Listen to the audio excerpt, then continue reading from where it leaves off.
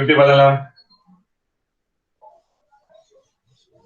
අපි නිෂ්පාදන සම්පත් වල අන්තිම හරිය හිටියේ පොඩි කොටස් කීපයක් තියෙනවා කතා කරා. එතනින් පස්සේ නිෂ්පාදන සම්පත් ඉවරයි.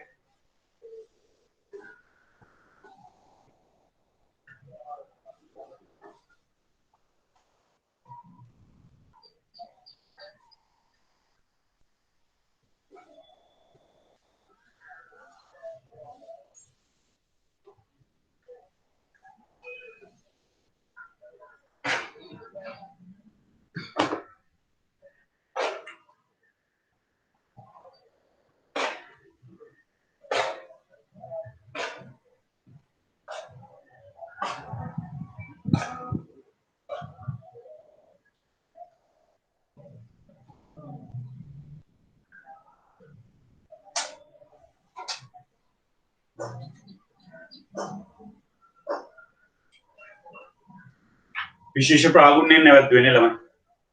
ශ්‍රම විශේෂ ප්‍රාගුණ්‍ය. ඉතින්දී මම කිව්වා ශ්‍රම විශේෂ ප්‍රාගුණ්‍ය පැහැදිලි කරද්දී කිසියම් පුද්ගලයෙක් තමන්ට පුළුවන් හැම කාර්යෙම නියැලෙන්නේ නැතුව වඩාත් හොඳින් දක්ෂ ලෙස කළ හැකි කාර්යයට සම්පත් යොදවනවා නම් ඒ කාර්යය නියැලෙනවා නම් අපි ඒකට කියනවා ශ්‍රම විශේෂ ප්‍රාගුණ්‍ය.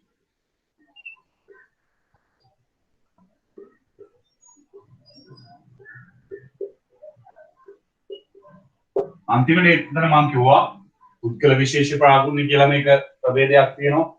ඊට පස්සේ ආයතන විශේෂ ප්‍රාගුණ්‍ය, ජාතික විශේෂ ප්‍රාගුණ්‍ය එහෙම කියලා ප්‍රභේදයන් කීපයක් තියෙනවා කියලා මම උදාහරණයක් කිව්වා.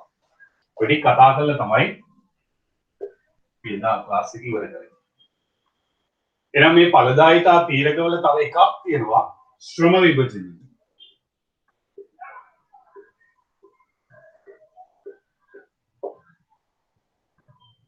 මෙබල ශ්‍රම විභජනය කියන concept එක ළමයි ශ්‍රම විශේෂ ප්‍රාගුණ්‍යයත් එක්ක සම්බන්ධයක් තියෙනවා.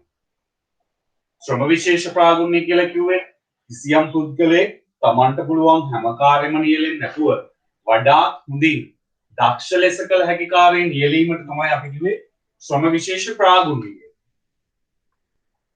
ශ්‍රම විභජනයේ මේකේ සම්බන්ධයක් තියෙනවා, ලින්ක් එකක් තියෙනවා. මේ බලන්න ශ්‍රම විභජනය කියන්නේ මේකයි.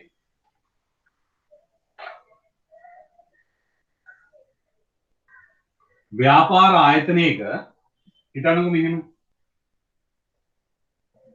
ඇඟලුම් කර්මාන්ත ශාලාවක් ගන්න.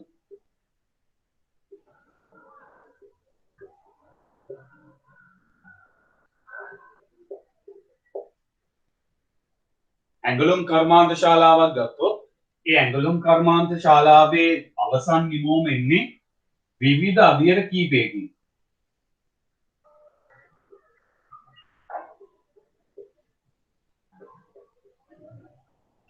මෙන්න මේ අධ්‍යයන කීපයකින් පසුව තමයි අවසානයේ නිමවුම බවට පත් වෙන්නේ.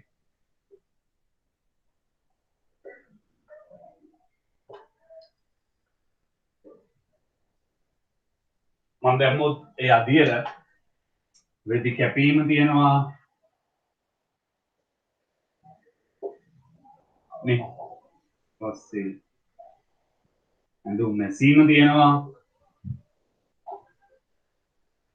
ඊට පස්සේ මේවා අයන් කරනවා ඊට අවසානයේ මේවා පැක් කරලා නිමෝම විදියට අවුට්පුට් එක වෙල්ද පොළට දානවා. මේ වගේ අධ්‍යයන කීපයකින් ළමයි ඇඟලුම් කර්මාන්ත ශාලාවක් හැදලා තියෙනවා. ඒකට මම එනවා ඒ කියන අවස්ථාවට. රෙදි කපනාංශයට. රෙදි කපනාංශයට මෙන්න මේ කාර්ය සඳහා ශ්‍රමිකයන් යොදා ගන්න.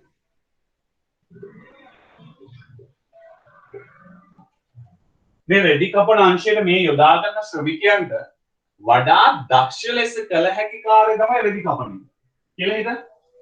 ඒ කියන්නේ මේ මම කියන උදාහරණය මේ රෙදි කැපීම සඳහා මේගොල්ලන් යොදා ගන්න මේ කාර්ය වඩා දක්ෂ ලෙස කළ හැකි පුද්ගලයන්. ඒ කියන්නේ ශ්‍රම විශේෂ ප්‍රාගුණ්‍යයක් තමයි එතන සිද්ධ වෙන්නේ. මොකද මම වාට කිව්වා විශේෂ ප්‍රාගුණ්‍ය කියන්නේ කිසියම් කාර්යයක් අර හැම කාර්යම කරන්නේ නැතුව වඩා දක්ෂ ලෙස හොඳින් කළ හැකි කාර්යය වොන් නිරත වෙනවා නම් ශ්‍රම විශේෂ ප්‍රාගුණ්‍ය කියලා. එතකොට මෙතන මේගොල්ලන් මේ රෙදි කැපීම සඳහා සහභාගී වෙනවා වගේම මං කිව්වා මේගොල්ලන් මේකට දක්ෂයි. මේ කාර්ය සඳහා දක්ෂයි. එතකොට මෙතන මේගොල්ලන් මේ කාර්ය කරනවා නම් එතන වෙන්නේ ශ්‍රම විශේෂ ප්‍රාගුණ්‍ය. ඕකනේ ශ්‍රම විශේෂ ප්‍රාගුණ්‍ය. ශ්‍රම විභජනය කියන concept එකේදී වෙන්නේ මේකයි. දැන් රෙදි කැපීමේ අංශයට ඒ කාර්ය වඩාත් හොඳින් කළ හැකි පුද්ගලයන්ව තමයි යොදලා තියෙන්නේ. ඒ වගේම තමයි ඇඳුම් මහන අංශය තියෙනවා. ඒ අංශයට ඒ කාර්ය වඩාත් හොඳින් කළ හැකි පුද්ගලයන්ව යොදවනවා.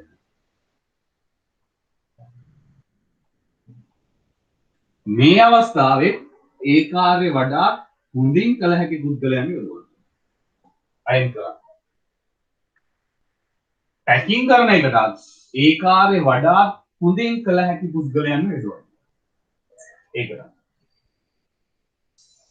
මෙන්න මෙහෙම තමයි නිෂ්පාදන ක්‍රියාවලියම කීවර්ඩ් එක මතක තියාගන්න නිෂ්පාදන ක්‍රියාවලිය.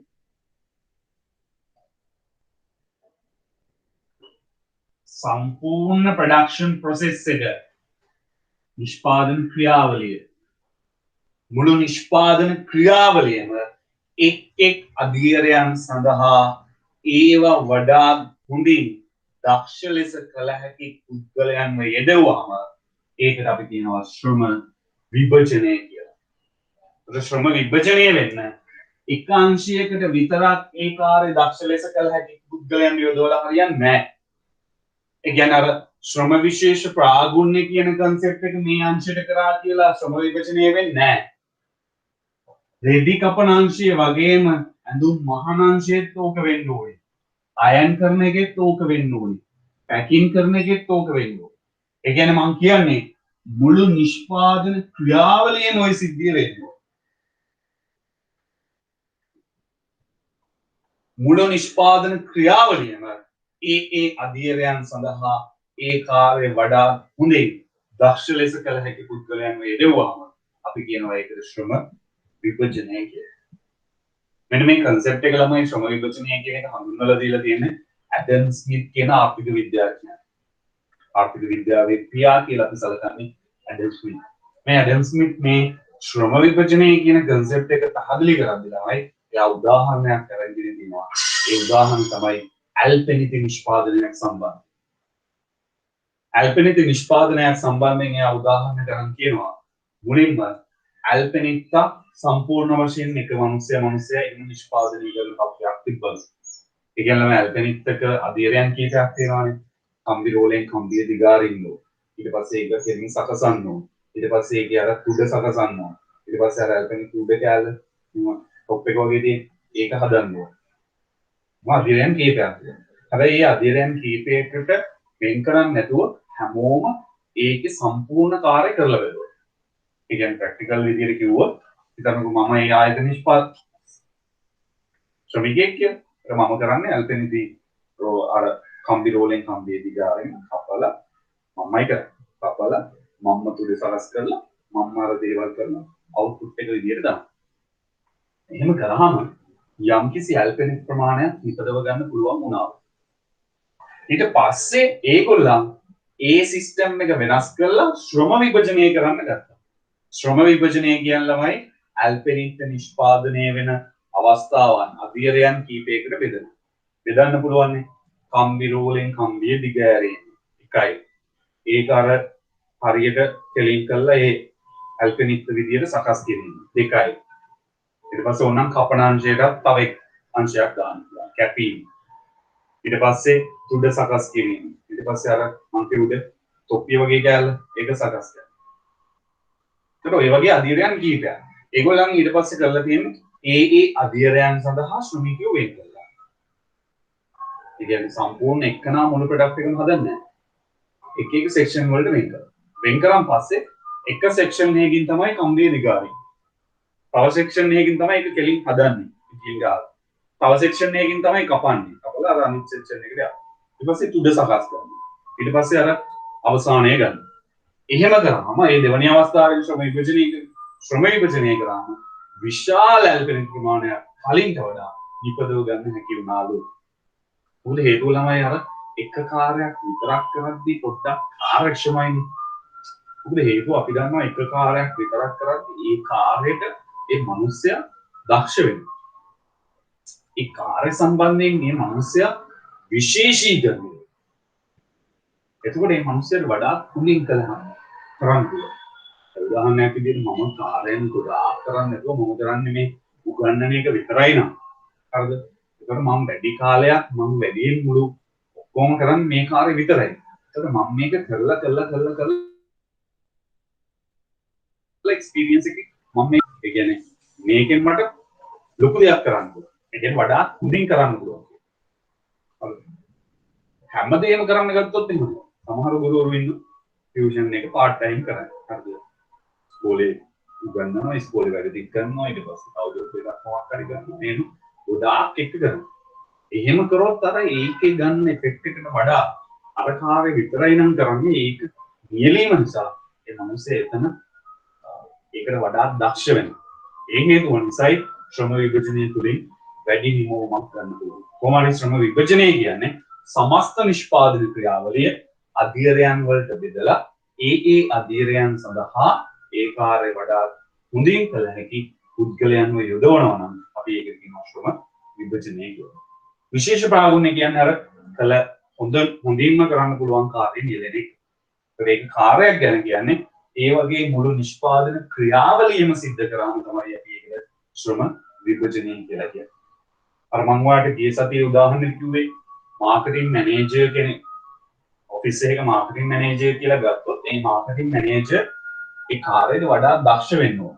ඒ අදාළ පුද්ගලයා ඒ කාර්ය නම් වඩා දක්ෂ ලෙස කරන්න පුළුවන්. ඒක නම් නියැලෙන්නේ එතනට අපි කියන ශ්‍රම විශේෂ ප්‍රාගුණ්‍ය. හැබැයි ඔය ආයතනයේ මාකටිං වගේම accounting පැත්ත, HRM පැත්ත, ඔපරේෂන් පැත්ත ඒ කාර්යනු ඒ විදිහට දක්ෂ ලෙස අය කරොත් මුළු නිෂ්පාදන ක්‍රියාවලියම ওই සිද්ධිය වෙනවා. අන්න එහෙම මුළු නිෂ්පාදන ක්‍රියාවලියට මේක අදාළ වුණාම ඒකට කියනවා අපි ශ්‍රම විභජනය. කොහොමද මේ දෙකෙන්ම වෙන්නේ? ඵලදායීතාවය වැඩි වෙන එක. හරි? ප්‍රශ්න තියෙනවා නම් අහන්න. අවශ්‍ය දේවල් ලියා ගන්න. ඔය රූප සටහන් එහෙම අඳගත්තොත් ලේසියෙන් මතක තියාගන්න පුළුවන්.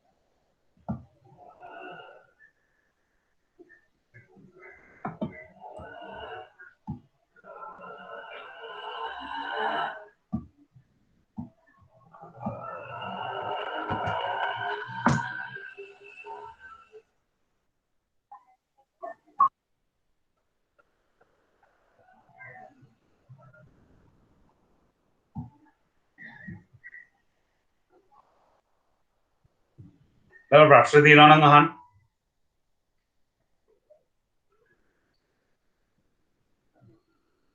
තමයි ළමෙක් දාලා ක්වොලිටි එක ටිකක් වැඩි කරන්න පුළුවන්ද සර් කියලා. තමයි මම මෙහෙන් උඩරිම ක්වොලිටි මේ මගෙන් යන්නේ HD 720 resolution.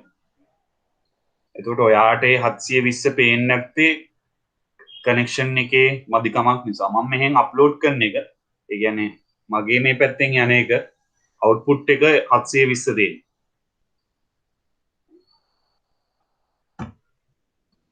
මගේ ක්වොලිටි එකේ ඉෂුව එකක් නෙමෙයි.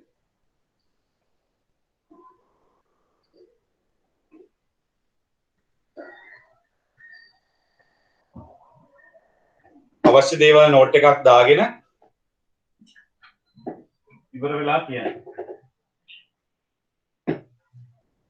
ඔයා ටියුට් එක බැලුවාම ළමයි පේනවනේ ශ්‍රම විභජනය කිව්වම අර කීවර්ඩ් එක වෙන්න ඕනේ කිසියම් නිෂ්පාදිතයක් නිෂ්පාදනය කිරීමේදී එහි නිෂ්පාදන ක්‍රියාවලිය මුළු ප්‍රොඩක්ෂන් ප්‍රොසෙස් එකේම ඔය දේ කරනවා නම් තමයි ඒක ශ්‍රම විභජනය වෙන්නේ. අධියර කීපයකට වෙන් කර එක් අධියර සඳහා එම ශේෂ්ත්‍රය පිළිබඳ නිපුණතාව ඇති ශ්‍රමිකයන් යෙදවීම. ඒ කියන්නේ මුළු නිෂ්පාදන ක්‍රියාවලියම විශේෂ ප්‍රාගුණ්‍ය කරනවා නම් හරි. මං කිව්වේ අර ඇඟලුම් කර්මාන්තශාලාවේ ඒ හැම අධියරකටම ඒ කාර්ය වඩාත් හොඳින් දක්ෂ ලෙස කළ හැකි පුද්ගලයන්ව තමයි යොදවලා.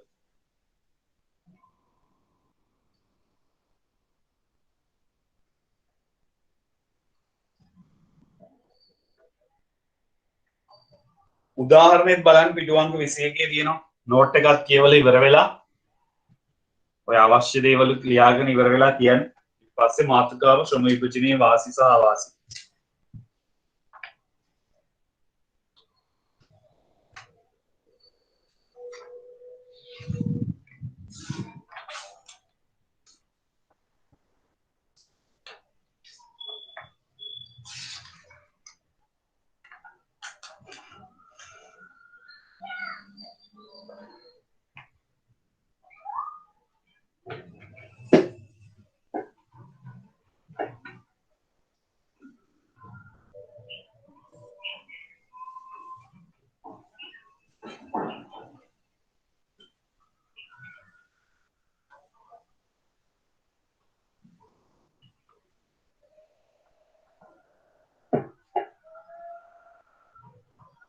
ඉවර වෙලා ඕකේ කියලා මෙසේජ් එකක් දාන්න.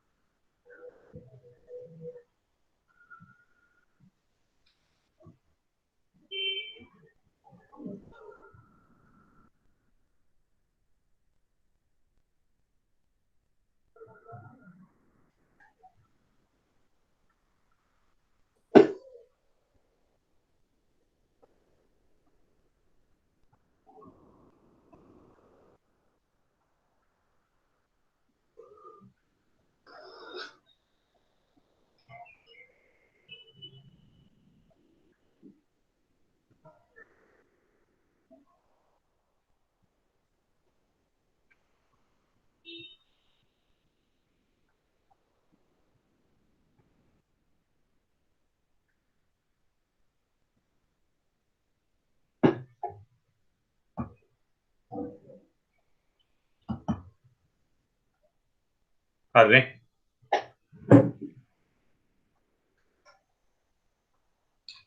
ඊට පස්සේ මාතෘකාවක් තියෙනවා ළමයි ශ්‍රම විභජනයේ වාසි සහ අවාසි.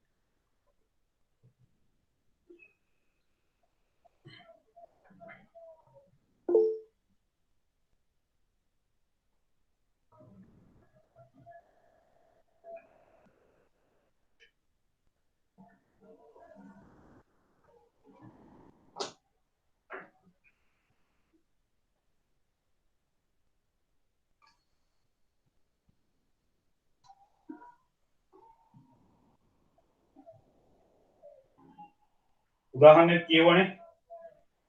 හරි මේක මේ ශ්‍රම විභජනයේ වාසි සහ අවාසිත් ළමයි විභාගයේ ගොඩක් අවුරුදු වල අහලා තියෙන ප්‍රශ්නයක්. හරිද? ශ්‍රම විභජනය කියන එක ඔයාලට තේරුණානේ.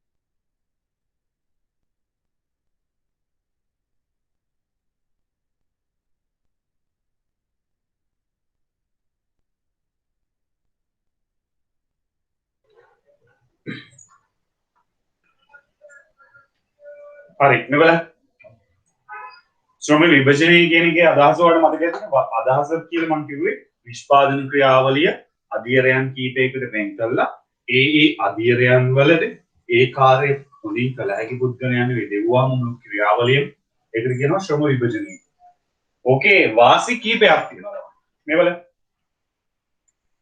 පළවෙනි එක ශ්‍රමිකයෙකුගේ ඵලදායීතාවයේ ඉහළ නැංවීමට නිමෝම් වැඩි කර ගැනීමටත් ඉවහල් වේ. ඵලදායීතාවයේ වැඩි කරගන්න පුළුවන් තමයි ශ්‍රම විභජනය දුන්නේ. ඵලදායීතාවය කියන එක අපි දන්නවනේ. ඵලදායීතාවය කියන්නේ යෙදවුම් ඒකකයකින් බිහි කළ හැකි නිමෝම් ප්‍රමාණය. දැන් කිසියම් කාර්යයක් අර මම කලින් කිව්වා වගේ කිසියම් නිෂ්පාදනයක් මුළු ක්‍රියාවලියෙන් ඒ කියන්නේ අධීරයන් සියල්ලම එකම මිනිස්සෙක් කරනවට වඩා ඒ කාර්යයන් කීපයකට බෙදලා ඒ කාර්යයන් වලට ඒකට ගැළපෙන මිනිස්සු දැම්මහම බිහි කරගන්න පුළුවන් නිමෝම් වැඩි. හිතන්නකෝ මේ ඇඟලුම් කර්මාන්තශාලාවේ රෙදි එක්කෙනෙක් රෙදි කපලා එයාම ඊට පස්සේ මැෂින් එක ගාවට ගිහිල්ලා මහලා එයාම ඊට පස්සේ අයන් කරලා එයාම ඊට පස්සේ පැකින් කරලා ඉක්ම ගියොත් ලොකු කාලයක් යනවා මේක. මේ මෙතනින් මෙතනට මාරු වෙන කාලය ඒ වගේ ලොකු කාලයක් යනවා. අනිත් එක ළමයි මෙයා මේ හැම දෙයක්ම කරද්දී ඩේලි කරනවනේ එතකොට මේ හැම දෙයක්ම ඒක මෙයා එකකට සුවිශේෂී වෙන්නේ නැහැ. ඒ වාසිය මෙයාට හම්බෙන්නේ නැහැ. ශ්‍රම විභජනයේ ඔය වාසි කීපෙම තියෙනවා. අර මේ කාර්යයට මේගොල්ලන් විතරයි නම් ඉන්නේ මේ ඩේලි මෙයා කරන්නේ මේක. එයා ඒකට අර පරිපූර්ණ වෙනවා. පර්ෆෙක්ට් වෙනවා. මොකද එයා හැමදාම නිරත වෙන්නේ ඒකෙම. රෙදි කැපීම තමයි එයා කරන්නේ. හරිද? ඊට පස්සේ ඇඳුම් නැසීම තමයි එයා කරන්නේ. අර එක කාර්යයකට විතරක් පුද්ගලයන් ප්‍රමාණයක් දැම්මොත් නිෂ්පාදන ක්‍රියාවලියක ඒ කාර්ය ඒගොල්ලන්ට වඩා දක්ෂ ලෙස කරන්න පුළුවන්. හරිද? ඒකෙන් ළමයි ඔය අපි දැන් සමහර අපිට අවශ්‍ය සේවාවන් සපය ගන්න එහෙම. අපි ඒ වගේ දෙයක් බලන්න දැන් උදාහරණයක් විදිහට ඔයාලට ලෙඩක් මොකක් හරි දෙනවා නම් ගෙදර අම්මලා බෙහෙත් ගන්න එකම යන්නේ OPD ડોක්ටර් කෙනෙක් ගාවට වඩා ඔයාගේ රෝගයට අදාළ ස්පෙෂලිස්ට් කෙනෙක් ගාවට යන්න කැමතියි. ගොඩක් අය එහෙමයි. හරිද? OPD ડોක්ටර් කෙනෙක් ගාවට යනවට වඩා ඒ අදාළ ඔයාගේ රෝගයට අදාළ ස්පෙෂලිස්ට් කෙනෙක් ඉන්නවා නම් එයා ගාවට යන්න කැමතියි. හේතුව අපි විශ්වාස කරනවා අර OPD ડોක්ටර්ස්ට වඩා අර ස්පෙෂලිස්ට් එක ගැන ලොකු හැකියාවක් පළපුරුද්දක් තියෙනවා කියන්නේ. ඒක ඒ තර්කේ හරි. මොකද හේතුව OPD ડોක්ටර් කෙනෙක් ගාවට ළමයි හැමෝම රෝගියාම එනවනේ. එතකොට ඔයාගේ ওই රෝගියට එයා ස්පෙෂලිස්ට් දැනුම තියෙනවා. OPD ડોක්ටර් කෙනෙක්ට ඒ ලෙඩේ කිව්වාම බෙහෙත් දෙන්න පුළුවන්. හැබැයි අරයට වගේ ඒකට විශේෂ වෙලා නැහැ. අර ස්පෙෂලිස්ට් කෙනෙක් හිතන්නකෝ දැන් හෘද රෝග සම්බන්ධයෙන් කියන. එයා ඩේලි බලන්නේ ඒවා.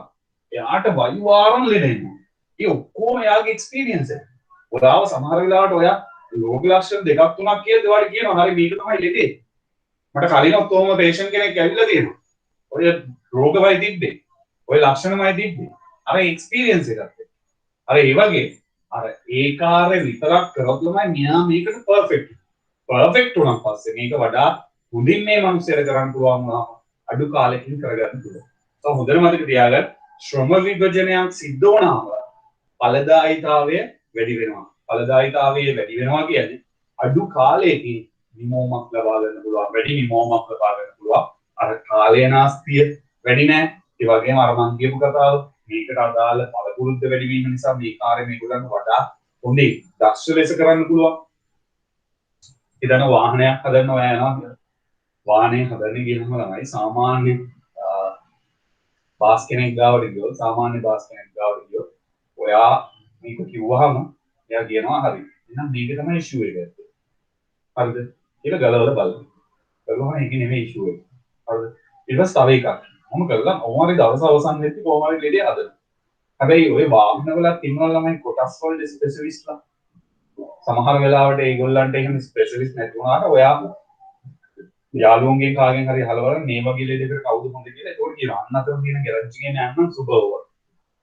සමහර වෙලාවට යාට පර්ෆෙක්ට් හැමදේම බැරුව ඇති වාහන සම්බන්ධ. හැබැයි අර සම්බන්ධයෙන් එයා සුපර්. හරිද? එතකොට ඒ වගේ කෙනෙක් ගාවට ඔයා ගියොත් එහෙම මුළු දවසම කට ගන්න ඕනේ නැහැ. එයා සමහර වෙලාවට කියනවා මේ සද්දෙන්නේ මේක නිසා. අනිවාර්යෙන් මෙතන තමයි ප්‍රශ්නේ. කියපු ගමන් වැඩි ඉවරයි. අඩු කාලෙකින් හදාගන්න පුළුවන්. අර ඒකයි මම කිව්වේ ඒ කාර්යයට දක්ෂ වුණාම අර සාමාන්‍ය කාලයට වඩා අඩු කාලෙකින් දෙයක් කරගන්න පුළුවන්. ඒ ශ්‍රම විභජනයේ පළවෙනි වාසිය තමයි ඵලදායීතාවයේ ඉඳනම්ව ගන්න පුළුවන්. ඵලදායීතාවය වැඩි වෙනවා කියන්නේ නිමෝම වැඩි වෙනවා කියන එක. අංක 2. ඊයේ තියෙන්නේ අහන්නේ හොඳේ. උදාහරණයම පොඩි නෝට් එකක් දාලා. සුවිශේෂී නිෂ්පාදන උපකරණ හා මෙවලම් හඳුන්වා දීමට හැකි වේ. නිෂ්පාදන ක්‍රියාවලියට භාවිතා කරන උපකරණ ඒ වගේ දේවල්. ඒ වගේ දෙයක් නිෂ්පාදනයට හඳුන්වලා දෙන්න පහසුයි. මේ වගේ ශ්‍රම විභජනයක් සිදු. ඒ ඉඳන්ම මම එහෙම කිව්වේ. දැන් හිතන්නකෝ ඇඳුම් මහන අලුත් මැෂින් එකක් ගෙනාවා කියලා. ඇඳුම් මහන අලුත් මැෂින් එකක් කම්පැනි එකට ගෙනාවා. මේකේ ශ්‍රම විභජනයක් සිද්ධ වෙලා නැත්තම් මෙහෙම වෙන් කරලා නැහැ නේ ළමයි මිනිස්සු. ඒකෝනේ මේ ශ්‍රමිකයෝ හැමෝම මේ හැම කාර්යම කරනවා. මෙහෙම යන මේකෙන් මේකට යනවා මේකෙන් මේකට යනවා. ඒගොල්ලන් හැම කාර්යම කරනවා. මම කියන්නේ මේ ශ්‍රම විභජනයක් සිද්ධ වෙලා නැත්තම්. ඒ වගේ වෙලාවක අලුත් යන්ත්‍රයක් මේ එක අංශයකට හඳුන්වලා දෙනවා කියන්නේ ඒ යන්ත්‍රේ ආයතනයේ සේවකයෝ 1000ක් ඉන්නවා නම් 1000ටම ප්‍රැක්ටිස් කරනවා. දවස් දෙක තුනක් ආයතනයේ වහලා 1000ටම ප්‍රැක්ටිස් කරනවා. හොඳ. ඒ 1000ම මේ අංශේ වැඩ කරනවා. මේ අංශෙත් ඒ 1000ම වැඩ කරනවා. ඒ මෙතනින් මෙහෙම යනවා. අවසාන ප්‍රොඩක්ට් එක වෙනකන් යාද. අර ඇල්පෙන්ටි කතාවේ. හැබැයි හිතන්නකො ශ්‍රම විභජනය කරලා තිබ්බා කියලා. එතකොට මේ සේවකයෝ 1000 එක් එක් අංශ වලට වෙන් කරලා දෙනවා. හිතන්නකො මේ අංශ හතරක් තියෙන කියලා. ඇඳුම් මහන අංශයේ සේවකයෝ 250. ඉතුරු 750 ඉන්නේ අනිත් ඒවා වල. ඒකට දැන් එහෙමනම් මේ මැෂින් එක ප්‍රැක්ටිස් කරවන්න ඕනේ 1000ට නෙවෙයි 250. ලේසි දමාරුද? අරකට සාපේක්ෂව. පහසුයි. අඩු ශ්‍රමිකයෝ ගානකට තමයි මේක ප්‍රැක්ටිස් කරන්නේ. අර එහෙම පහසු වෙන්නේ ශ්‍රම විභජනය කළා දීපෝ. බොහෝ ආයතනවල ඔබ සිද්ධ වෙනවා. හරිද? ඒක නිසා ඔය උපකරණ මේ වගේ දේවල් හඳුන්වලා දෙන්න පුළුවන්. හරි ප්‍රැක්ටිකලි වෙන්නේ ආයතනවල අදාළ අංශයේ සේවකයෝ ඔක්කොම එකපාර යන්නේ ප්‍රමාණය ප්‍රැක්ටිස් කරනවා ආයතනයට දැනෙන්නේ නැහැ. වහලා තියන්න ඕනෙත් නැහැ ආයතනේ. අනිත් සේවකයෝ ඉන්නවා වැඩ ටික සිද්ධ වෙනවා. ඒත් එක්කම අර අලුත් දේවල් වලට පුහුණු කිරීමක් සිද්ධ කරනවා. අර ශ්‍රම විභජනයක් වෙලා තිබෙනවා.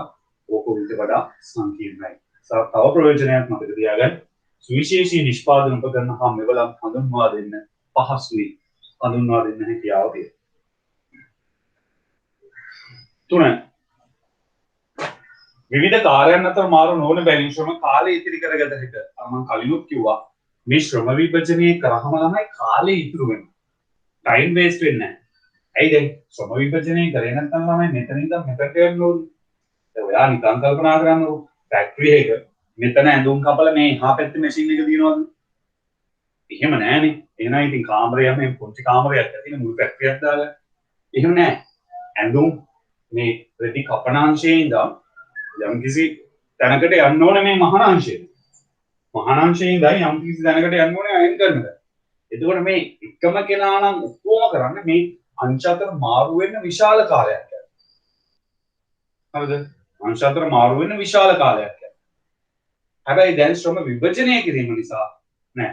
මෙතන නම් රෙදි කපනාංශයේ වැඩ කරන මිනිස්සු ඉන්නේ මෙතන විතරයි. මෙතන ඉන්නේ. යාට මෙතනින් අතට යන්න ඕනේ නෑ. අමතර කාලයක් වැය වෙන්නේ නැහැ මේ අංශ අතර මාරුවේ. ඒක කාලය ඉතිරි වීමක් එතනදී සිද්ධ වෙනවා. ඔය තමයි වාසි. පොඩ්ඩක් ආපහු වාසි කියවන්න.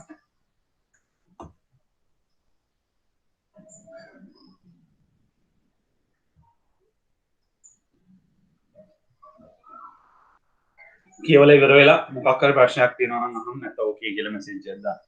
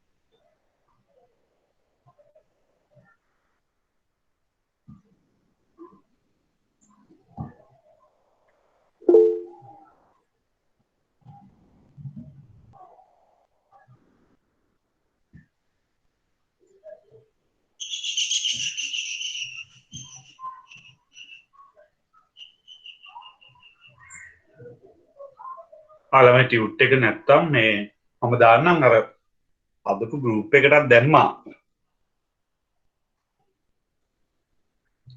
අලුතෙන් ආපු අය ඉන්නවනම් අර ගෲප් එකක් තියෙනවා දන්නවනේ. දැන් නැති කවුරු හරි ඉන්නවනම් මේ නම්බර් එක ලියාගන්න. මේ නම්බර් එක ලියාගෙන මේකට මැසේජ් එකක් දාන්න.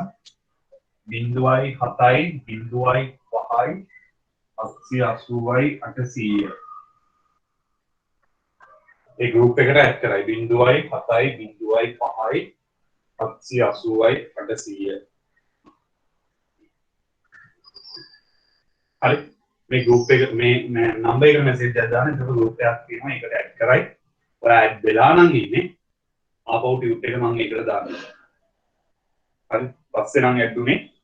මම කලින් ටියුට් එක දැම්මා. ඊයේ සතියේ ආපහු මම ටියුට් එක දාන්නම්.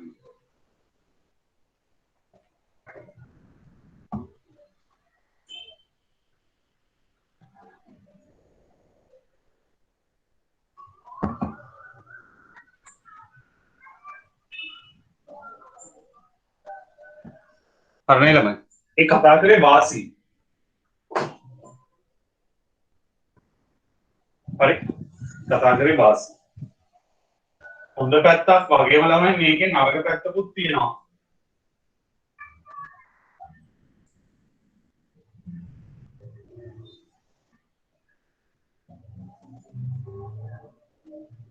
හොඳ පැත්තක් වගේම මේකේ නරක පැත්තකුත් තියෙනවා. මේ බලන්න. අවාසි. කාර්ය ඒකාකාරී වීමෙන් නිමකාරී නිරස වී ශ්‍රමඵලදායීතාවය පහළ වෙනවා. මේක ළමයි දිගු කාලයක් මේක නිරත වුණාම එකම කාර්යයේ පුද්ගලයෙක් නිරත වුණාම ඒ කාර්යය පාදනවා. ඒක නීරස වෙනවා. නීරස වෙනවා කියන්නේ කැමති නැහැ. නීරස වෙලා ඒ මිනිස්සයා ඒ සම්බන්ධී කාර්ය සම්බන්ධයෙන් මේ මිනිස්සයා ගාව කියන කැමැත්ත නැති වෙනවා. මිනිස්සෙක් අකමැත්තෙන් දෙයක් කරද්දී හරියට කරන්නේ නැහැ. ඕකට උදාහරණයක් මට පෙන්නන්න පුළුවන්. දැකලා තියෙනවද ඔය රජයේ කාර්යාලවල මේ අවුරුද්දේ ඔයා මුකේකට හරි ගියා නම් ඒ ජී ඔෆිස් එකට ඒ සීට් එකේම තමයි මේ මනුස්සයා ලබන අවුරුද්ද දෙන්නේ තියෙන්නේ. ගොඩක් වෙලාවට අර පොසිෂන් චේන්ජ් වෙන්නේ නැහනේ. ගවර්න්මන්ට් සෙක්ටර් එකේ. ඒක සමහර වෙලාවට මේ මනුස්සයෙක් කැමැත්තෙන් නෙමෙයි කරන්නේ. කරලා මේ මනුස්සයෙක් එපා වෙලා තියෙනවා. අර බලපායු දෙකක් වෙන්නේ නැති හැමදාම චෙක් කරනවා. ඔක්කොම තමයි උදේ ඉඳන් රැ වෙනකන් කරන්නේ. එහෙම වුණාම ඒ කාර්යය විතරක් මේ මනුස්සයා කරාම ඒ මනුස්සයාට ඒක එපා වෙනවා. එපා වුණාන් පස්සේ ළමයි මේ මනුස්සයා කැමැත්තෙන් නෙමෙයි කරන්නේ. අර මම කලින් කිව්වා වගේ කැමැත්තෙන් නෙමෙයි නම් කරන්නේ. හරි අවුට්පුට් එකේ මේ මනුස්සයාගේ ඉන්නේ නැහැ. මනුස්සයෙක්ගෙන් ශ්‍රමිකයෙක්ගෙන් දෙයක් ගන්න ළමයි. ඒ ශ්‍රමිකයාගේ තෘප්තිමත් භාවය වඩා වටිනවා. ඒ මනුස්සයා රැකියාව කැමැත්තෙන් නම් කරන්නේ මේ මනුස්සයාගේ ලොකු අවුට්පුට් එකක් එනවා. හරිද? ඒ මනුස්සයා රැකියාවට කැමති වෙන රැකියාවට ආදරේ වෙන. එතකොට එයා හරි අර කැමැත්තෙන්ම වැඩේ කරන්නේ. මේක අපේ කම්පැනි එක. හරිද? එහෙම කියලා හිතලා අර කැමැත්තෙන් වැඩ කරනවා. එතකොට එන අවුට්පුට් එක වැඩි. ඕකයි ඔය ගවර්න්මන්ට් සෙක්ටර් එකයි ප්‍රයිවට් සෙක්ටර් එකේ වෙනස. ප්‍රයිවට් සෙක්ටර් එකේ හැමදේම නාවක්ම දීලා තමයි ඒ කරන්නේ. සේවකයාව තෘප්තිමත් කරනවා.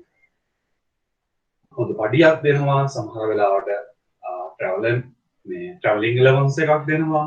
හරි සමහර වෙලාවට තව වෙනත් දීමනා දෙනවා. මොබයිල් බිල් එක ක්ලේම් කරනවා. එහෙම කළා කරන්නේ ඒගොල්ලන්ගේ තියෙන තෘප්තිමත්භාවය වැඩි කරනවා. එහෙම වුණාම මේ මිනිස්සුන්ගේ කැමැත්තක් ඇති කරාම මිනිස්සු වමනාවෙන් වැඩ කරනවා. ඒකෝට ඵලදායීතාවය වැඩි. ඉතින් ශ්‍රම විභජනයේ එකම දේ කරලා ඒ රැකියාව නිරස වුණාම අනිවාර්යෙන් ඒගොල්ලන්ගේ ඵලදායීතාවය අඩු වීමක් සිද්ධ වෙනවා. හරි. දෙක එක් සේවකයෙකුගේ අකාර්යක්ෂමතාවය හෝ නොපැමිණීම සමස්ත නිෂ්පාදන ක්‍රියාවලියද බලපෑම් කිරීම. තමයි මේකේ තවත් පැත්තක් තමයි දැන් හිතන්නකෝ මේ හඳුන් මහානංශයේ මේ සේවකයෝ ටික ආවේ නැහැ කියලා. ඒක මේ සේවකයෝ ටික නැහැ. ඇවිල්ලා නැහැ ඉතින්. හරිද? එතකොට ළමයි රෙදි කැපුවට වැඩක් නැහැනේ හඳුන් මහන්න නැත්තම්. රෙදි කපලා ගොඩ ගන්නවා. හැබැයි අයන් කරන්න නම් හඳුන් මහලා තියෙනවා. මේ අංශය නැත්තම් මෙතනින් මෙහා වැඩ කෙරෙන්නේ නැහැ. අර ඉස්සර එහෙම නෙමෙයි මේ 250 ආවේ නැත්තම් තව 750ක් ඉන්නුනේ. මේ 750 මේකත් කරනවා මේකත් කරනවා මේකත් කරනවා මේකත්. ශ්‍රම විභජනයක් නොමැති අවස්ථාව. අර ඒ ශ්‍රම විභජනය වුණාම අදාළ පුද්ගලයෝ කරන්නේ කාර්ය විතරයි. ඒකද ඇඳුම් නැසීමට වෙනම සෙට් එකක් ඉන්නවා. ඒ ශ්‍රමිකයෝ ආවේ නැත්තම් මුළු නිෂ්පාදන ක්‍රියාවලියම නවතිනවා. ඒක අවාසියයි. එක්සේවකගේ අකාර්යක්ෂමතාවය හෝ නැතිවීම සමස්ත නිෂ්පාදන ක්‍රියාවලියට බලපෑම් කිරීම. හරිද? ඒක කට්ටියගේ දුර්වලතාවයක් නොපෙනීමක් වෙන්න පුළුවන්, අකාර්යක්ෂමතාවයක් වෙන්න පුළුවන්. ඒක මුළු ක්‍රියාවලියටම බලපෑමක් වෙනවා. හරි. තුන එකම කාර්යයක නිරත වීම තුළින් වෘත්තීය රෝගවලට ගොදුරු වෙනවා. එකම කාර්ය ළමයි දීර්ඝ කාලයක් නිරත වීම නිසා වෘත්තීය රෝගවලට ගොදුරු වෙනවා. ඒක දැකලා තියෙනවානේ ගොඩාක් වෙලාවට PC එකක් එක්ක අවුරුදු ගාණක් වැඩ කරන මිනිස්සු ස්පෙක්ස් දාන. හරිද? ඒකේ රැකියාවත් එක්ක මිනිසුන්ට ඇවිල්ලා. හරිද? සමහර වෙලාවට ඔය තව රැකියාවල් තියෙනවා. ඒ රැකියාවන් එක්ක මිනිසුන්ට රෝග ලක්ෂණයන් තියෙනවා. මේ ටීචින් ටියුෂන් වල වුණා ඒ කියන්නේ මේ රැකියාවත් එක්ක මිනිසුන්ට තියෙන රෝග තත්ත්වයන් තියෙනවා. සාමාන්‍ය මේ රැකියාවත් එක්ක එකක් මේ උගුරේ අපහසුතාවයක් එනවලු යම් සාමාන්‍ය මිනිස්සෙක්ට එන කාලයට වඩා ඒ කියන්නේ කාලයට වඩා අඩු කාලෙකින් මේ උගුරේ අපහසුතාවයන් නැති වෙනවා. හරි තව එකක් හෘදයාබාධයෙන් එන්න පුළුවන් යම් කාලයක් ඇතුළත හේතුව ඒක ස්ට්‍රෙස් එක. හරිද? උගලම මේ ජොබ් එකේ මම අද අවශ්‍ය දැන් ඔය ක්ලාස් එක ඉවර වෙලා හෙට ක්ලාස් එකක් තියෙනවා නම් ඒක තමයි දුවන්නේ ඔළුවේ. ඔච්චර මේවා වුණා ඒක තමයි දුවන්නේ ඔළුවේ. එතන දැන් වාගේ ක්ලාස් එකක් ඉවර නම් පස්සේ මට ආපහු හෙට ක්ලාස් නෑ. එහෙම ක්ලාස් නැති වුණාම මම ඔළුවට මාර නිදහසක්. සමහර වෙලාවට ටියුට් එකක් හදලා නැත්නම් පේපර් එකක් තියෙනවා නම් සමහර වෙලාවට ඔන්ලයින් පේපර් එකක් දාන්න තියෙනවා නම් හරි ඒ මාර ස්ට්‍රෙස් එකක් තියෙනවා. මේක මෙහෙම කරන්න ඕනේ මෙහෙම කරන්න ඕනේ මේ වැඩ ටික තියෙනවා මේ වැඩ ටික තියෙනවා. ඒකත් එක්ක ලෙඩ රෝග හැදෙන්න පුළුවන් ඔය හෘදයාබාධය වගේ දේ. කොහොම හරි මම කියන්නේ හැම ජොබ් එකකම ඒ කාර්යය දිගටම නියුණා පස්සේ ඒකෙන් අර පුතිනිය රෝග හැදෙන්න පුළුවන් මම කිව්වේ PC එකක් එක්ක වැඩ කරන කෙනෙක්ට ස්පෙක්ස් භාවිතා කරන්න වෙනවා ගොඩක් වෙලාවට. ඒක සාමාන්‍ය කෙනෙක්ට වඩා ඒ වගේ වෘත්තීය රෝග හැදෙන්න පුළුවන්. ඒක එකම කාර්යයක නියැලීම නිසා තමයි එහෙම වෙන්නේ. මිනිස්සු ඒ කාර්යෙම නියැලිලා හිටියේ නැත්නම් අර PC එකේ වැඩ කරන මිනිස්සු හැම මුළු අවුරුදු ගාන මේ ජොබ් එක කරේ නැත්නම් PC එකක් ඉස්සරහා මේ දේවල් කරේ නැත්නම් සමහර වෙලාවට ඒ රෝගේ හැදෙන්නේ නැති වෙන්න පුළුවන්. ඒක අවාසිදායක තත්ත්වයක්. එකම කාර්යයක නිරත වීම තුළින් වෘත්තීය රෝග වලට ගොදුරු වෙනවා. ඔන්න අවාසි. හරි. හොඳට බලන්න වාසි සහ අවාසි. මම පොඩ්ඩක් පාස් පේපර්ස් එකකින් ඇවිල්ලා තියෙන ටික පෙන්නන්නම්.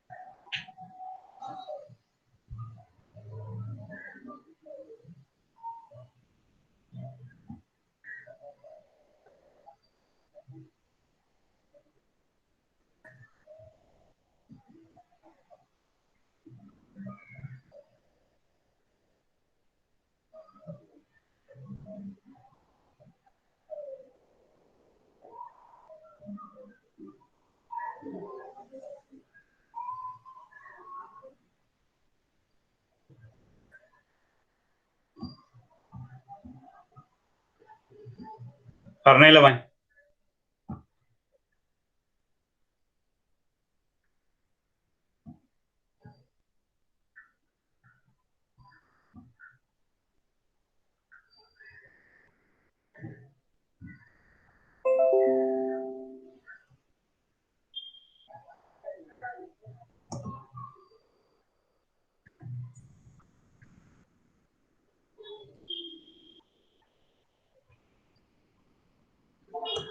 මෙබල 2017 ඇහුව ළමයි ලකුණු 3කට ප්‍රශ්නයක් විදිහට ශ්‍රමික විභාජනයේ ආර්ථික නිෂ්පාදන මට්ටම ඉහළ නැංවීමට හේතු වන්නේ ඇයිදැයි පැහැදිලි කරන හේතු 3ක් සඳහන් කරන්න.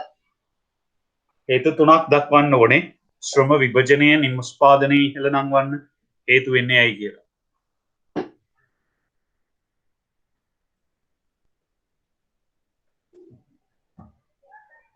මෙන්න උත්තරේ. කියවන්න මේක පොඩ්ඩක් මම පැහැදිලි කරන්නම්.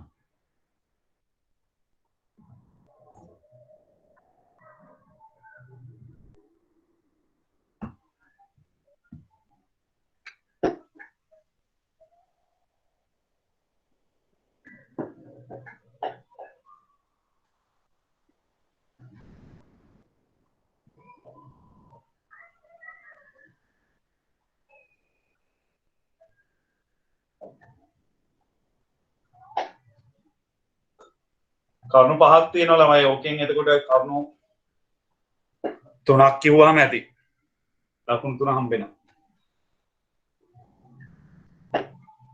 පළවෙනි එකෙන් කියලා තියෙන්නේ මේ අර ඵලදායීතාවය ගැන. ශ්‍රම ඵලදායීතාවය මේ තියෙන ඉහළ නංවා ගන්න පුළුවන් වෙනවා. ඒ ඵලදායීතාවය ගැන. ඊට පස්සේ දෙවෙනි එකෙන් කියන්නේ අර මං කිව්වේ ඒ මිනිස්සයා ඒ දෙයට පරිපූර්ණ වෙනවා කියලා. වඩාත් ඉක්මනින් සහ ගුණාත්මක කිරීමට ඔහු ඉගෙන ගන්නවා. එතකොට අර තමන්ගේ ක්‍රියාකාරකම් වඩාත් ඉක්මනින් සහ හොඳින් ඉටු කර ගැනීමට හැකියන්ද මේ නව්‍යතාවයන් යෝජනා කිරීමට පුළුවන්. ඒ කියන්නේ මේ මිනිස්සයා පරිපූර්ණ වුණාම අලුත් දේවල් වෙනස් වෙන්න ඕන දේවල් ඒක දකිනවා.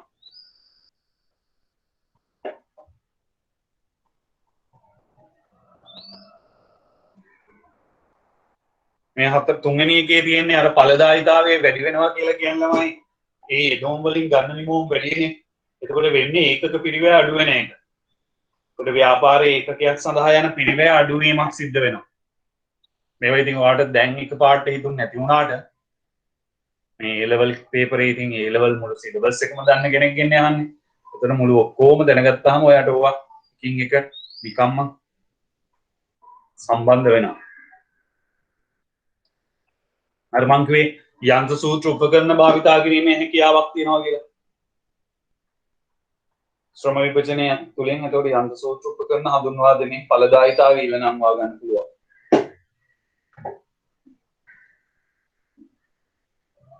ශ්‍රමික කාලය අපතේ යාමක් සිදුවන්නේ නැහැ අන්තිම එක. වෙනාන එක් කරුණක ලකුණු එක බැගින් ඕනෑම කරුණු 3කට ලකුණු 3යි.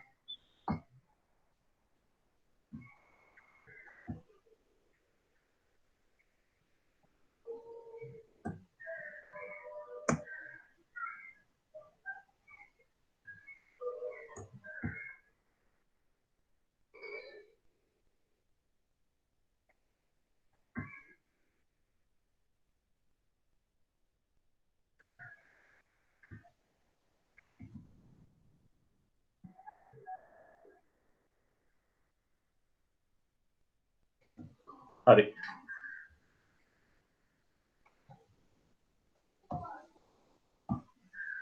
ඊට පස්සේ ළමයි හරි එතනින් ඒ කොටස ඉවරයි.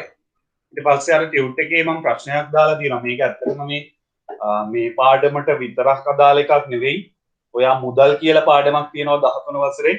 ඒකත් ඉගෙන ගත්තාන් පස්සේ තමයි මේක හරියටම ඔයාට තේරෙන්නේ. දැන්ට පොඩ්ඩක් ඔය උත්තරේ කියව ගන්න. මම ඕක මුදල් ඉගෙනුවාන් පස්සේ පැහැදිලි කරනවා සම්පූර්ණයෙන්. දැන්ට පොඩ්ඩක් කියවන්න උත්තරේ. අහලා තියෙන විශේෂීකරණය සහ ශ්‍රම විභජනයේ නගාල් සිටවන්න මුදල් උපකාරී වෙන්නේ ඇයි කියලා. දැන්ට කියවන්න මම පස්සේ පැහැදිලි කරනවා.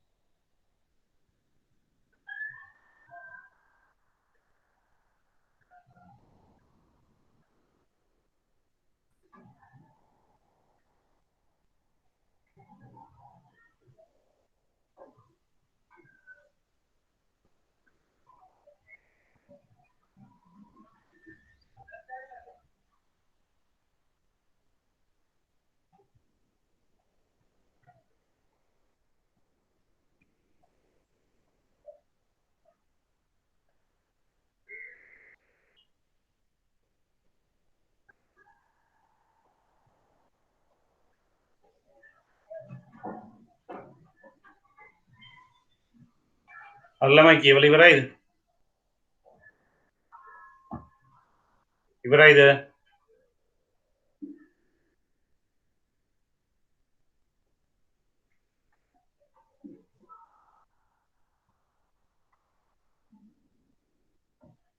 හරි මම මේ සුළුවෙන් කියන ළමයි හොඳේ මේක හොඳට අහන්න හරිද මේක මේ මුදල් පාඩමේ තියෙන එකක් මම මේ දැන් ශ්‍රම විභජනයේ විශේෂ ප්‍රාගුණ්‍ය කියන එකට මේක සම්බන්ධ වෙලා තියෙන නිසා මම පොඩ්ඩි පැහැදිලි කිරීමක් කරනවා බලන්න විශේෂ ප්‍රාගුණ්‍ය හා ශ්‍රම විභජනය සමග වෙළඳාම දෙකිනෙක බැඳී පවතී. ඇයි දන්නවලම එහෙම කියන්නේ? ඉස්සර ලෝකයේ වගේම ලංකාවෙත් තිබිලා තියෙන ස්වයංපෝෂිත නිෂ්පාදන ක්‍රමයක්. ස්වයංපෝෂිත නිෂ්පාදන ක්‍රමයක් කියලා කියන්නේ තමන්ට අවශ්‍ය හැමදේම නිෂ්පාදනය කරගන්න සිද්ධියක්. තමන්ට අවශ්‍ය හැමදේම නිෂ්පාදනය කරගන්න. එතලමයි තමන්ට යම් කිසි දෙයක් ඕන වුණාම තමන් නිෂ්පාදනය. වත්තේ ලවලු ටික ඊට පස්සේ දඩේනේ ගිහලා මස් ටික එක තමන්මයි තමන්ට අවශ්‍ය වෙලාවට නිෂ්පාදනය කරගන්න. හරිද? ඊට පස්සේ ඔය ස්වයං නිෂ්පාදනයෙන් පස්සේ මිනිස්සු ආවා භාණ්ඩ හෝමාරු ක්‍රමයට. භාණ්ඩ හෝමාරු ක්‍රමේදී උනේ තමන්ට පුළුවන් නිෂ්පාදනය කරලා ඒ භාණ්ඩේ වෙනත් කෙනෙක් සමග හෝමාරු කරනවා. ඇත්තට මෙතන තමයි අර විශේෂ ප්‍රාගුණ්‍ය වෙන්නේ. හැමදේම කරන්නේ නැතුව තමන් හොඳම දේ කරන එක වෙන්නේ එතනදී භාණ්ඩ හෝමාරු ක්‍රමය. ගොවියා කරන්නේ එතකොට කෘෂිකර්මාන්තේ. දඩයක්කරු කරන්නේ මේ සත්තු මරණ එක. හරිද? හැබැයි අපි දන්නවා භාණ්ඩ හෝමාරු ක්‍රමයේදීත් ළමයි දුර්වලතාවයක් තිබ්බනේ. ගබඩා කරගන්න බෑ. හරිද? හෝමාරු අනුපාතයක් නෑ. සර් තමන්ට පුළුවන් දේ උපරිම වශයෙන් නිෂ්පාදනය කරාට ගබඩා කරගන්න බෑ. දැන් නැශ්‍ය වෙන දෙයක් නම් කොහොමත් ගබඩා කරගන්න බෑ. සහල් වගේ දේවල් නම් ගබඩා කරගන්න පුළුවන් කියලා කිව්වත් වී වගේ දේවල් දැන් දඩයක් කරගෙන එහෙම ගබඩා කරගන්න බෑනේ. ඒක නිසා ඒ වගේ කාලයන් වල අර විශාල ප්‍රමාණයෙන් නිෂ්පාදනය වුණේ නැහැ. යම් සාමාන්‍ය මට්ටමකින් තමයි ප්‍රමාණාත්මකව මම කියන්නේ සාමාන්‍ය මට්ටමකින් තමයි නිෂ්පාදනය සිද්ධ වුණේ. හරිද? ඔය භාණ්ඩ හෝමාරු ක්‍රමය. හැබැයි ඕකෙත් පසු කාලීනව යම් ගැටලුවක් හටගත්තා. දැවන්ත ගැටලුවනේ වීක සම්පාදයක් තමයි. වීක සම්පාදයක් නොමැතිවීම නිසා භාණ්ඩ හෝමාරු ක්‍රමයක් දුර්වල වුණා. එතනින් තමයි මුදල් භාවිතයට එන්නේ. හරි නොටෙක් කියවන්න ඊට පස්සේ මම අනිත් එක කියන්නම්. කිසියම් එක්සාධකයක් හෝ සේවාවක් හෝ පමණක් නිෂ්පාදනයේදී සිටින පුද්ගලයෙකුට තමන්ට අවශ්‍ය කරන අවශේෂ භාණ්ඩ ලබා ගැනීම සඳහා තම නිෂ්පාදනයෙන් වැඩි කොටසක් වෙළඳාම් කරගත යුතුය. මේ කියන්නේ අර වෙළඳාම භාණ්ඩ හෝමාරු ක්‍රමයට. අතීතයේදී මෙම වෙළඳාම සිදු වූයේ භාණ්ඩයකට භාණ්ඩයක් ලෙස ඍජු හෝමාරු ක්‍රමයකටය. ඒත් එය අතිශයින් දුෂ්කර හා වියදම් අධික ක්‍රමයක් වූ අතර වුවමනා පිළිබඳ දීර්ඝ සම්පාදයක් ඇති කර ගැනීමේ ගැටලුව නිසා විශේෂ ප්‍රාගුණ්‍යයට ඇති ඉඩකඩද බෙහෙවින් සීමා වේ. අර මං කිව්වේ තමන්ට පුළුවන් දේ උපරිම වශයෙන් හැදුවේ නෑ. මොකද අර කියන ගැටලුත් එක්ක එහෙම තමන්ට පුළුවන් උපරිම දේ හැදුවට ගබඩා කරන්න බෑ, හෝමාරු කරගන්න බෑ, යා මෙහා ගෙනියන්න බෑ. ඔය කියන ප්‍රශ්න තිබ්බා. හරි?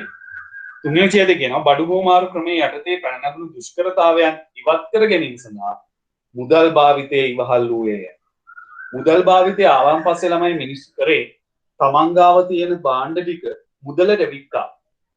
විකුණලා ඉවර වෙලා මුදල් ටිකෙන් තමන්ට අවශ්‍ය භාණ්ඩ හා සේවා මිලදී ගත්තා. ඔය මුදල් භාවිතය එනවත් එක්කම ළමයි අර මිනිස්සු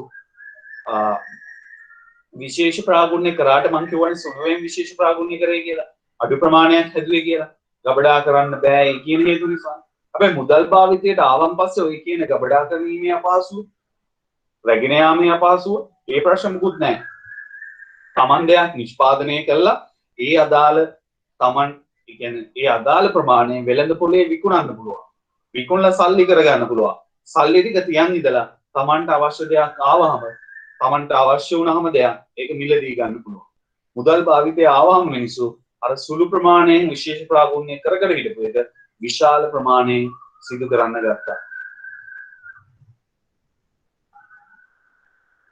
හරිද? වී ගොවිතැන් කරන ගොවියෙකුට රෙදි අවශ්‍ය වූයේ නම් දැන් ඔහු තම වී නිෂ්පාදනයේ අතිරික්තයෙන් කොටසක් මුදලට වමාරු කොට එම මුදල යොදා රෙදි හා වෙනත් භාණ්ඩ පහසුවෙන් මිලදී ගන්න.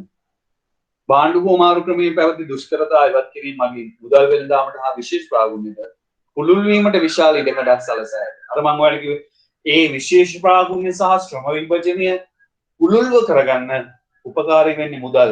මොකද අපි දන්නවා සාමාන්‍යයෙන් අඩු ප්‍රමාණයක් හදති ළමයි ශ්‍රම විභජනය විශේෂ ප්‍රාගුණ්‍ය කියන concept වලින් විශාල ප්‍රයෝජනයක් ගන්න බෑ. ඔයා නිකන් කල්පනා කරලා බලන්න අර ඇඟලුම් කර්මාන්ත ශාලාවේ ඉන්නේ සේවකයෝ 10ක් වගේ නම් තේරුමක් තියනවා. දැන් දුම් කපනාංශයයි මහානාංශයයි අයන් කරනාංශයයි පැකින් කරනාංශයයි ඔහොම වෙන වෙන වශයෙන් තියලා ඔය ප්‍රයෝජනය ගන්න එක තේරුමක් තියනවාද? තේරුමක් නැහැ. හරි? තේරුමක් ඒ කියන්නේ වඩාත් වාසිදායක තත්ත්වය වෙන්නේ විශාල ශ්‍රමිකයෝ ප්‍රමාණයක් ඉඳලා විශාල වශයෙන් නිෂ්පාදනය සිද්ධ කරන්නේ. මොකද එතකොට තමයි එක් එක් අංශ වලට බෙදලා ඒ කාර්ය වඩාත් සාර්ථකව කරගන්න පුළුවන්. එහෙනම් අපි තේරුම් ගන්න ඕනේ සුළු ප්‍රමාණිකව නිෂ්පාදනය කරද්දී නෙවෙයි විශේෂ ප්‍රාගුණ්‍ය ශ්‍රම විභජනයෙන් වාසි ගන්න පුළුවන් විශාල ප්‍රමාණයක් නිෂ්පාදනය කරද්දී. එහෙනම් මුදල් භාවිතයට ආවත් එක්කම ඔය කියන විශාල ඉඩකඩක් නිර්මාණය වුණ නිසා නිෂ්පාදනයට අදාළව ඒක වාසිදායක වෙනවා. මුදල් ආර්ථික ක්‍රමයක පුද්ගලයෝ තමන්ට වඩාත් නිපුණතාව හා හැකියාව ඇති අංශ විශේෂ ප්‍රාගුණ්‍ය සඳහා තෝරා ගනිති. එමගින් තමන්ගේ අවශ්‍යතාවයට වඩා වැඩි අතිරික්ත නිෂ්පාදනයක් වෙළඳපොළ සඳහා බිහි කරති. ඔවුන් මෙම වෙළඳපොළ අතිරික්තය මුදලට පෙරලාගෙන තමන්ට අවශ්‍ය සුසු භාණ්ඩ මිලදී ගනිති. මම ඒක කිව්වා.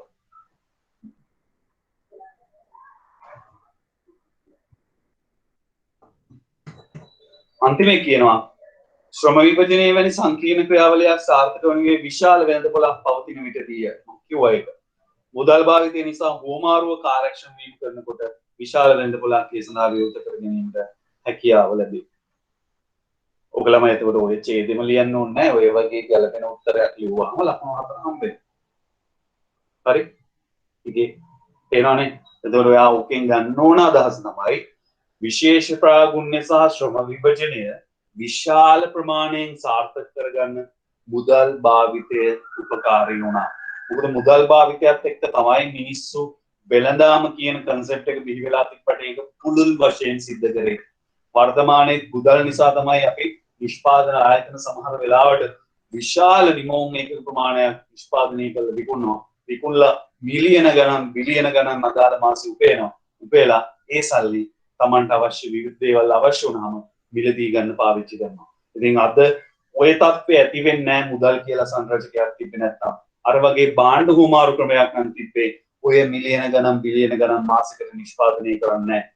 තමන්ට අවශ්‍ය විකුණ ගන්න පුළුවන් ප්‍රමාණයක් නිෂ්පාදනය කරලා හුමාරු කරගන්න පුළුවන් ප්‍රමාණයක් නිෂ්පාදනය කරලා නවතිනවා.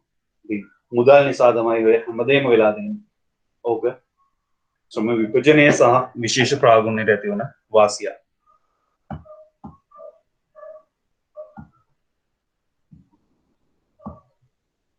හරි. ඒ කියපු දේවල් තේරුණාද? මැසේජ් එකක් දාන්න. ප්‍රශ්න තියෙනවා නම් අහන්න.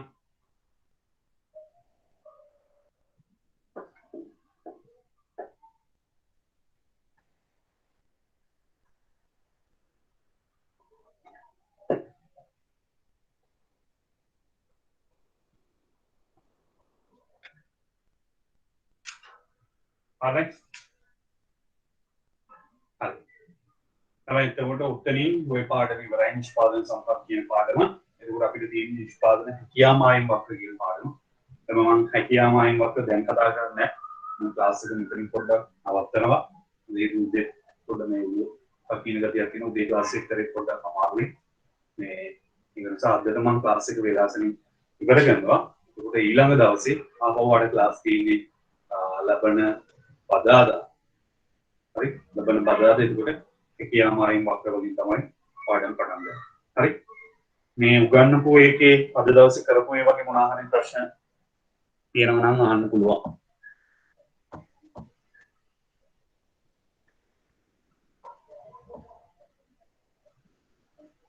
නැද්ද ප්‍රශ්න?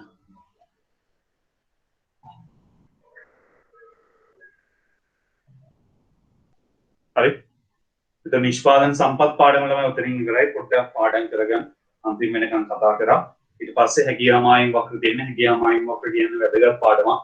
විශාල ලකුණු ප්‍රමාණයක් ඒ ලෙවල් වල අහනවා. ඒක අපි ඊළඟ දවසේ කතා කරමු. හරි? එහෙනම් ලබන බදාදට හම්බෙමු.